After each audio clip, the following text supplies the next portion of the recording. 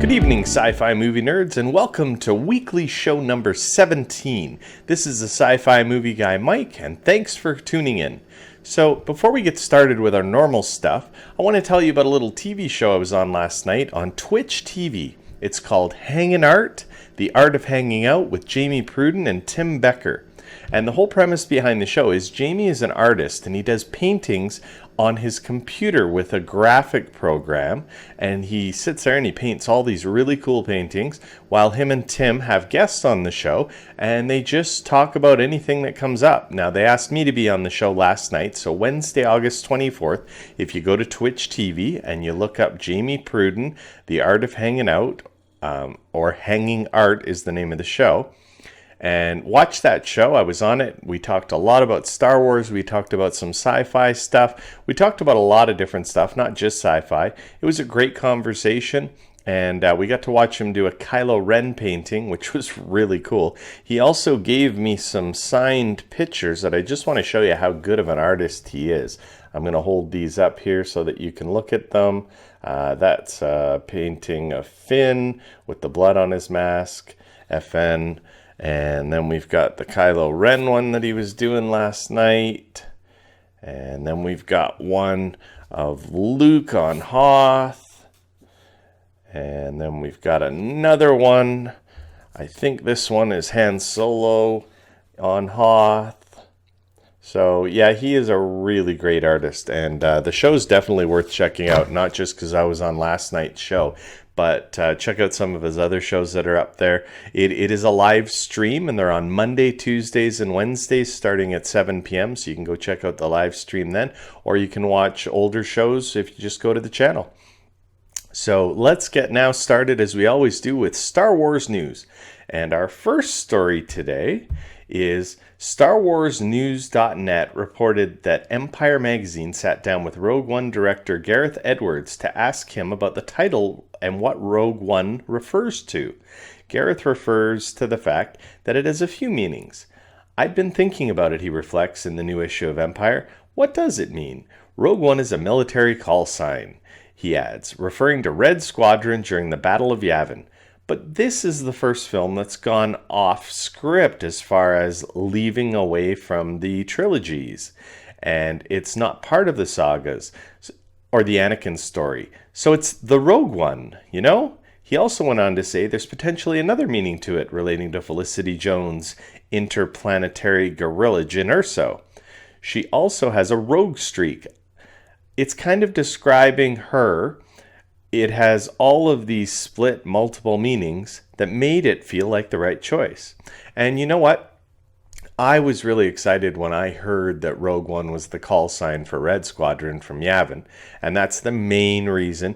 But you know what? It's really cool that he talks about all the other meanings that it has. And they also mentioned when they were asking him questions, well, do you think it could mean you too? You, Gareth Edwards, as a director? Because you're kind of rogue. You're not the normal, typical Star Wars director. And he just kind of laughed it off and said, well, you know, I didn't really think of that. He's very modest. But you know what? It could mean that as well. But mainly it's the call sign of Red Squadron.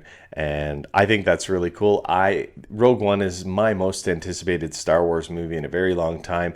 Yes, I couldn't wait to see The Force Awakens because there had been such a large gap. But Rogue One's a war film, and I am really excited to see a war film. So I hope you are too. Comes out December 16th. So our next story is Master Image 3D has just revealed their Rogue One: A Star Wars Story themed 3D glasses are now available. There are two versions available, Death Trooper Black and Stormtrooper Black and White. They are one size fits all. Unfortunately, the minimum order is 600 pairs, so it looks like the only way we're going to get a pair is if our local movie theater orders them. Now, I am putting a plea out to all the Alberta movie theaters, Landmark Cinemas, all of the other cinemas. Please buy some of these glasses for the opening night of Rogue One and give them out to the people that come, because I really want a set and I can't afford to go out and buy 600 pairs just to have one. Now, I know all my friends and viewers would say, oh, why don't you go buy 600 pairs and give them away as gifts or giveaways? But you know what? 600 pairs of glasses, I just don't think my wife would allow me to do. So our next story is Alan Tudyk blasts into the world of motion capture in Rogue One, a Star Wars story, in which he plays reprogrammed Imperial droid K2SO. Recently, the actor spoke with StarWars.com about his amazing new Rogue One character. K2 was formerly an Imperial droid, so he used to be on the other side. He was a security droid, and then Cassian, Deanna Luga's character, who owns K2, has done a memory wipe and reprograms K2 to be a rebel with the Alliance. Though that process changes K2's personality, they approached it as if he were freed, almost like a governor on an engine that holds the personality back. The Empire was much more of a regimented world where you're much more forced to be in servitude of the Empire, which historically is the case. When he is reprogrammed, his personality comes out, and he was definitely a bit odd. Now, Anthony Daniels was talking to him about this, and when he found out it was a motion capture character, he had a few explicit words for him, all in jest, of course. But I don't know if you know this, but the C-3PO costume that Anthony Daniels wore in 7 of the Star Wars films, you needed a drill to put in bolts to hold it all together. And so Anthony Daniels was stuck in that all day, even if he only had to film 2 scenes or 3 scenes. He'd be eating lunch in it, and he said it was very, very uncomfortable. The helmet would come off, but the rest of it didn't.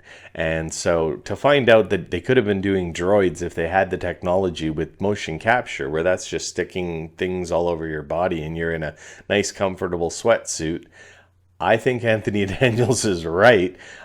He should be jealous of the way that they're doing it now. I think the technology is super cool, and let's hope that no more actors have to go through what him and Kenny Baker did sitting inside that R2-D2 costume. And our next story goes on, and it talks about Star Wars Rebels. And Star Wars Rebels will be moving to a Saturday evening spot when it returns for its 3rd season on Saturday, September 24th.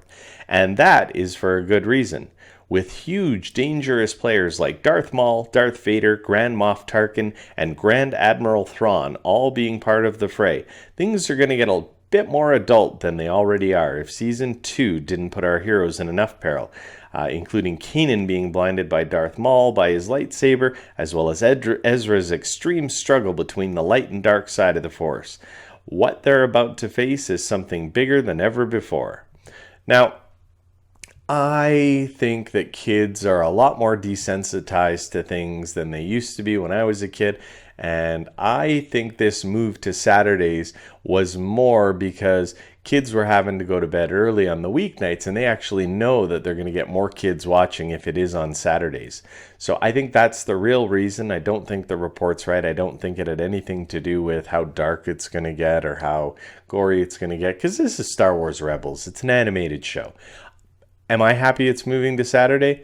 I don't think it matters what day of the week it's on anymore, because we all have PVRs, we all record it, and we watch it when we want to watch it. Yes, I was watching it every Wednesday. As soon as it came out, I'd be watching it. But now if I'm out on a Saturday night, when I get home later on, I'll have it PVR'd and I'll watch it. So it really doesn't make a difference to me if they're Wednesdays or Saturdays. But you know what? For the kids out there, I'm happy it's going to be on Saturdays, because they're definitely going to be at home. They're going to be able to watch it. So our next story is also Dave Filoni spoke to IGM about the new villain, Grand Admiral Thrawn, who has long held place in Star Wars mythos as one of the greatest villains of what is now known as the Legend Saga. After having the material so long ago, there were things that stuck with me about the character. The biggest one for me was the art. The analysis and culture of art was how he dissected and defeated his opponents. We kept that very much alive in our new take of Grand Admiral Thrawn for Star Wars Rebels. Filoni also spoke about what went into casting the voice, who, due to primarily existing through books, has never truly been heard for an extended period of time. He couldn't be a loud villain. I never saw him as someone in the books who shouted. His crew seemed to have a lot of faith and trust in him because he was so brilliant, such a brilliant tactician, Filoni explained. And that was the hardest challenge of all. So I have the responsibility of saying, this is his voice. The role ultimately went to Lars Mikkelsen, the brother of Rogue One's Mad Mikkelsen, whose character Galen Erso has been tied to the creation of the Death Star. So I love this character. I have read the Thrawn books, which are now considered legend. They're not part of Star Wars canon anymore. And if you get a chance, read these books or buy the audiobooks. You can get them all on audible.com, which is part of Amazon. And these books are phenomenal. And I can't wait to see Grand Admiral Thrawn in Star Wars Rebels. Now, our next story is also from Star Wars Rebels. Dave Filoni's been very busy this week. He also touched upon the subject of Darth Maul, the relentless prequel villain who had returned many times over the course of both the Clone Wars and Star Wars Rebels. Filoni explained, at first, Maul was never supposed to make it as far as he has. In fact, he was supposed to die on Malachor at the hands of Vader at the end of Season 2 Rebels. A lot of the Malachor arc was originally more about Vader confronting Maul, said Filoni, but it became clear to me as the emotional content of the stories developed, and we worked on it more, that it was going to be wrong. If anything was going to happen to Maul, it would have to be in its proper time and proper space. Plus, Maul has big plans for Ezra coming this season. If that holocron scene wasn't enough of an indicator, we wanted to play that more, said Filoni. So you're going to have to see this kind of push and pull on Ezra. And Maul is the kind of influencer that's saying maybe power is a means to an end. Maul is a villain all on his own, Filoni explained, and is one of the few not associated with the side of the Empire anymore. All he wants is power. So I have to tell you, I am super excited that we're getting so many villains in Star Wars Rebels. Like I said, we've got Maul, we've got Grand Admiral Thrawn, we have Grand Moff Tarkin, we have Darth Vader. Season 3 is shaping up to be an incredible season. And if you haven't watched Star Wars Rebels, you really should. It's not just a kids show. It's for all ages, and it's a really great Star Wars story.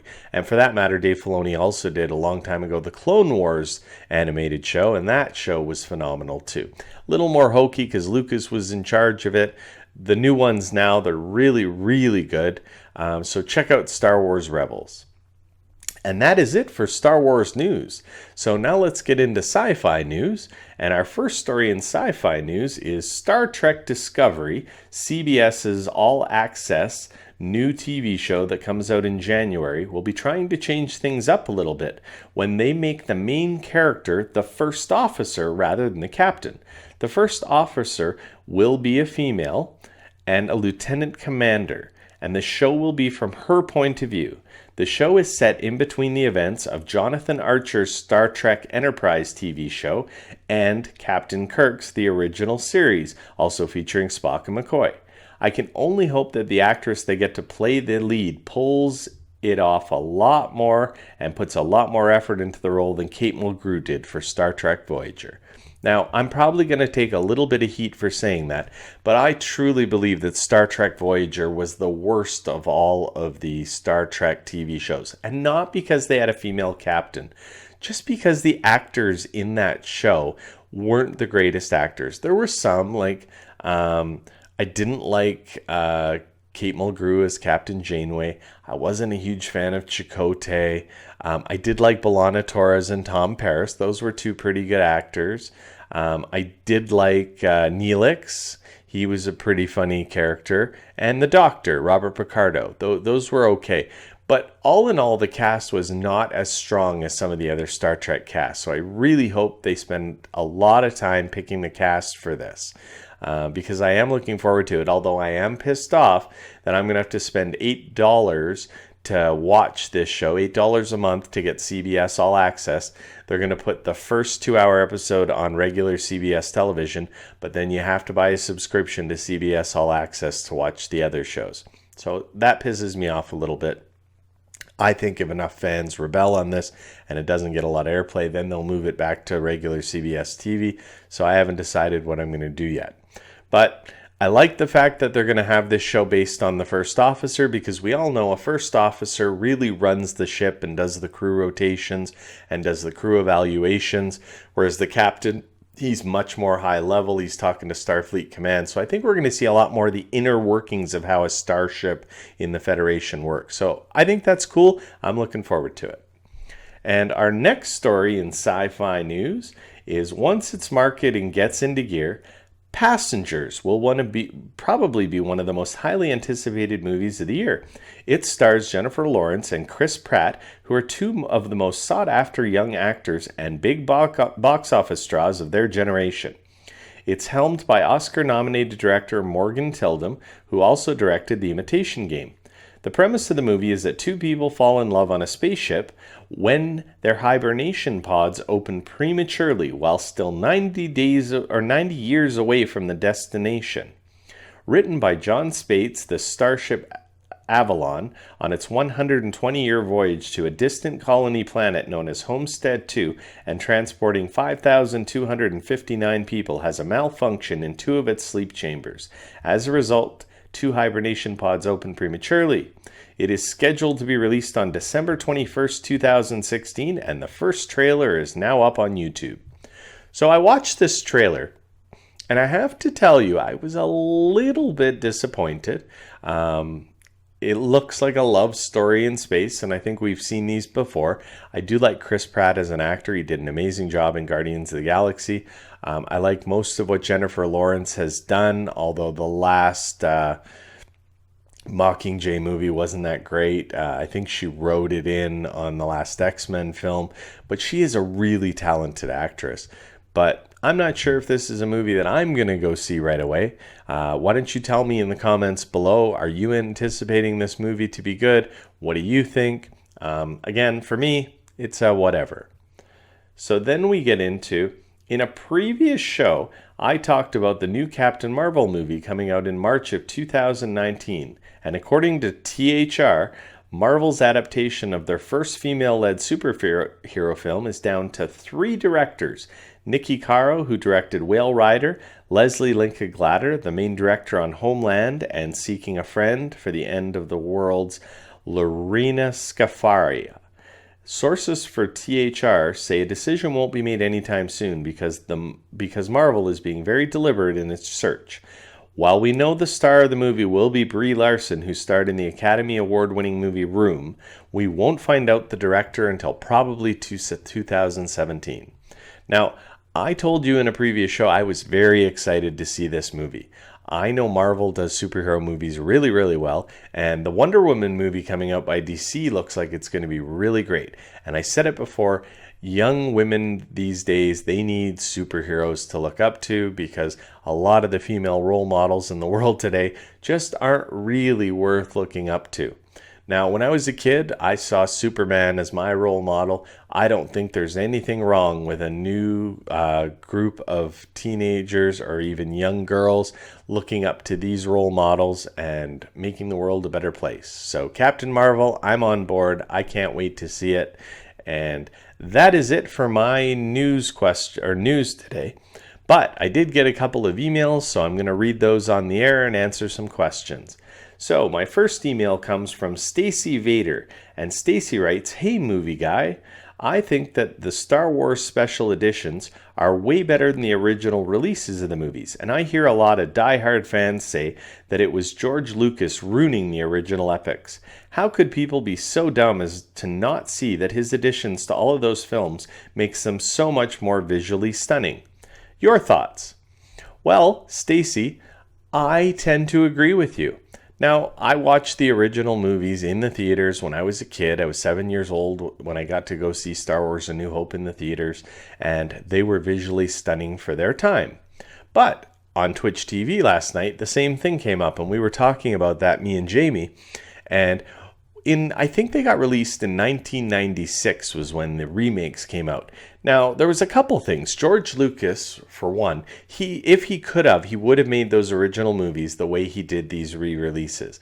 But the technology hadn't caught up yet. So he said, this is the way I always wanted it to look. The other thing about it is he knew he was going to be releasing the prequels in 1999, 2002, and 2004 or 5, I believe. And he didn't want kids to watch those first 3 movies and then watch the prequels, see all the special effects in the prequels, and say, wow, what a difference. So that was another reason why he did some updates to those movies, released them in 96 to get a new generation of kids ready for the prequels. So I tend to agree with you. I like the visual effects in the re-releases, but you know what? To me, I think they're both good sets of movies. And our other email that I got was from Mr. Movie 99, and he writes, "Hey Mike, when I watched your top 15 superhero movies countdown video, you completely left out Christopher Reeve's first Superman movie. Don't you think that movie deserved at least an honorable mention, if not a spot on your list?" So, you know what, Mr. Movie 99? I made a list of about 50 movies when I did that top 15. And what I kept doing was I kept crossing off one at a time, saying, okay, you know what, that movie doesn't make the list, that movie doesn't make the list. And Superman hung in there right till 17. But you know what, that movie, while Christopher Reeve was a great Superman and I liked Marlon Brando as Jor-El, it to me didn't have the production value. Yes, it was one of the first superhero movies to start the superhero movie world that we get to see today, but it didn't quite make the list. And there are so many good superhero movies out there, but I want to tell everybody something. The reason I love movies so much is because we don't all have to agree on what's the best. What I may love, you may hate. What you may love, I might hate. And that's why when we talk about movies, it's so much fun. Because if everybody agreed on the exact same thing in movies, it wouldn't be any fun to talk about. So I would be interested, Mr. Movie 99, if you would email me your top 15 superhero movies, and I will read them out on the air next week, and we can compare our lists. If you're willing to do that, I would love to do it. I'll do that in my email section next week's show. That is it for my show today. Thank you all so much for watching. If you want, you can send me an email at movieguyssci@gmail.com, or you can follow me on Twitter at movieguyssci. And remember, everybody, nerds rule the world.